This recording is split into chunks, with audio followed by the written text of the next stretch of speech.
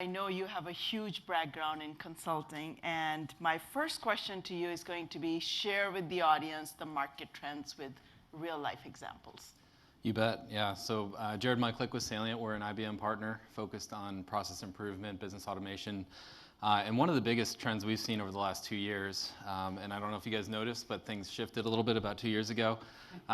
We saw a big shift in big bang projects, obviously immediately kind of backing off a bit, and even since then, they've been a little fewer and far between, and seeing a big increase in the number of organizations wanting to understand how their business operates. And that takes the form of things like process documentation, mapping, process mining, using RPA to capture how the business is actually working, because if you can't understand how the business operates, you're not going to improve it. And we saw a big uptick in those kinds of process mapping sprints and using more purpose-built tools, going beyond Visio and Word documents and spreadsheets, and going to more collaborative documentation tools that really help to understand the bigger scope and how these things roll up into the business. And a good customer example, and this is one we're really proud of, is last summer we started working with an international children's charity, helping them just kind of get their house in order, get understanding of how the business works. And we've been working with them really for the last 9 months or so. And at the beginning of this year, they told us that because of the work we've been doing with them and because of not only the process documentation, but some of the automation initiatives they've implemented because of that, when the conflict in Ukraine broke out, they were able to set up a satellite office in the Ukraine in about half the time that it usually takes them. So that's lives saved. That's, you don't have an ROI on top of that.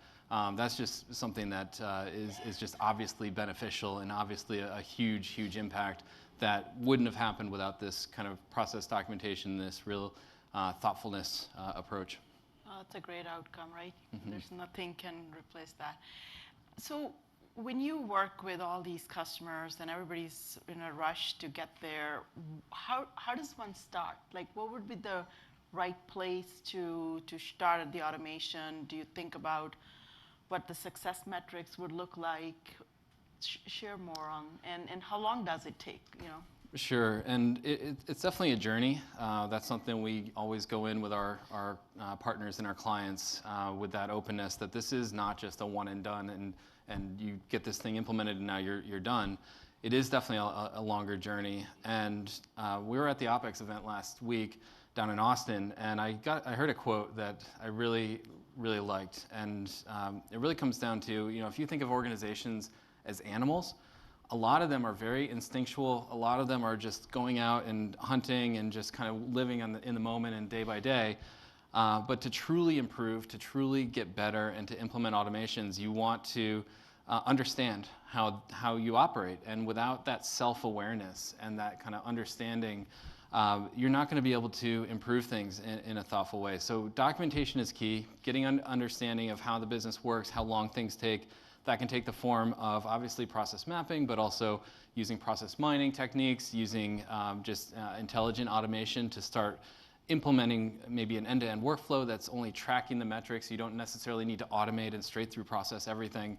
And a really good example there is, again, at OpEx, we were speaking with one of our clients, Ulta Beauty, and we're just getting started with them. They have a very significant process for their merchandising department where they're doing new product launches, and they have this very large end-to-end process that they're trying to implement automations for. And so they said, where do we start? How do we get started? And so we spent a month doing a process mapping sprint, getting a better understanding of how they're working, and we've identified through things like simulation, analysis, deep dives, that they could find significant savings, not only in terms of cost savings per resource, and you look at automations and you look at FTE counts. This is much more about taking a maybe 3-week process down to 1 week, right? And that means they can launch 3 times the number of products if they want to, and then they're expanding that into store launches and other things. So really it comes down to understanding the way the business operates and then starting to get initial MVPs and iterating from there and really building on that success. Do you start with like what's the success of the KPIs? What do they look for? What are the customers looking for, or what do you advise them? Yeah, it can be return on investment is the low-hanging fruit. That's usually where we get started because that's an easy win. That's an easy justification to the client. But a lot of times when we look at these different projects and being able to prioritize multiple projects, not just using that first project that comes across, looking at it more holistically and saying, well, not only does it have an ROI, but what business unit does this align to? Or is this helping us mitigate risk? Is this helping our customer experience? Right? Those are things that are harder to quantify, and we want to be able to track those and measure those and do things like scorecards. And that's going to help us to move those things up and down to really pick the right process or the right project to go and automate, as opposed to just picking the first thing that comes along. Like I was saying earlier, right? You don't want to continue to do bad things faster. So, Exactly. you know, you're going to automate. You're just going to get bad process faster. Yeah. So obviously there are a lot of gaps, pitfalls, ditches. One can, so share how you should go through this maze and how do you do this better. Yeah, I think one big thing is that we often hear automation and immediately think RPA. That's just kind of the knee-jerk reaction that we're seeing with our clients. And we have to really kind of have them understand that it could be much more than that. It could be workflow automation. It could be machine learning. It could be chatbots. It could be decision management. So there's a whole breadth of different kinds of automations that we want to talk about. So RPA does not equal automation. I think another big thing is many organizations kind of jump both feet into an RPA project without really thinking about what are the KPIs, how am I measuring this, what does success look like? And once it's implemented, it turns into a one and done. And they may not be able to scale that, and there's not a lot of knowledge transfer.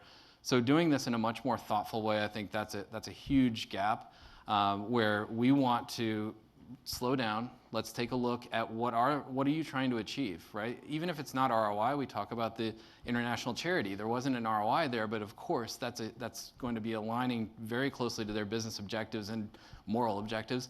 But I think a good example here is one of our really kind of successful clients is a sandwich shop out of Pittsburgh called Primanti's Brothers. They have the sandwich chains all up and down the East Coast. Hold on. Oh yeah. You guys know about this? Primanti's, yeah. It's the coleslaw and the fries, right? Oh, love it. Anyways, yeah. okay, sorry. Yeah. No, but this was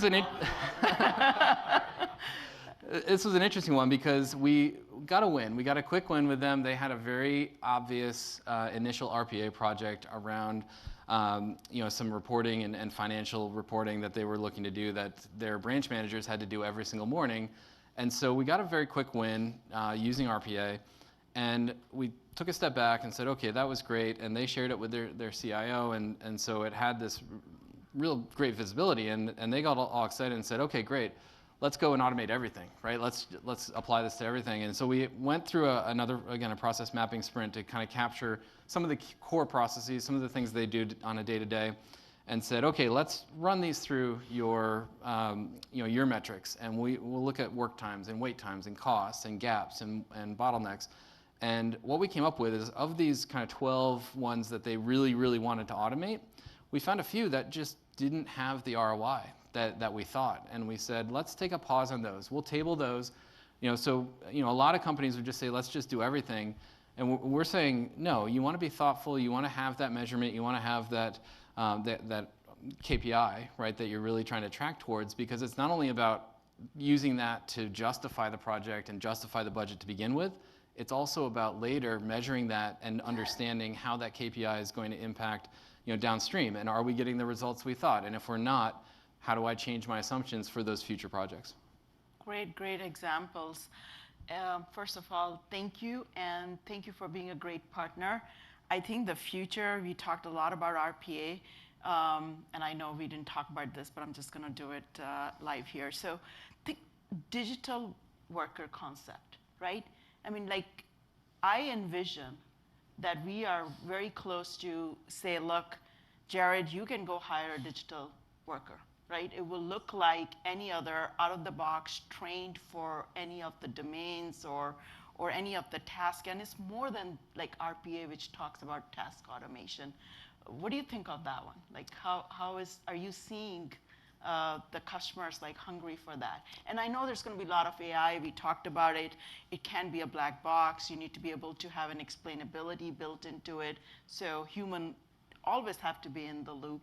But some more thoughts on those.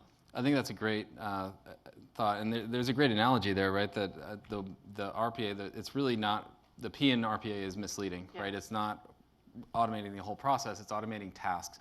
And so if you can have a digital worker taking care of some of those menial, some of those low-level repetitive tasks and letting those stakeholders focus more on the value-add type activities, that's really where the value is, right? Of course, we're going to have the FTE conversations and we're going to have the cost savings conversations, but really I think the biggest success of RPA in the future is going to be just getting the bad stuff off people's plates, because you don't want to pay someone, to do spreadsheet data entry if they're, trying to do customer service or other kinds of more value-add type activities.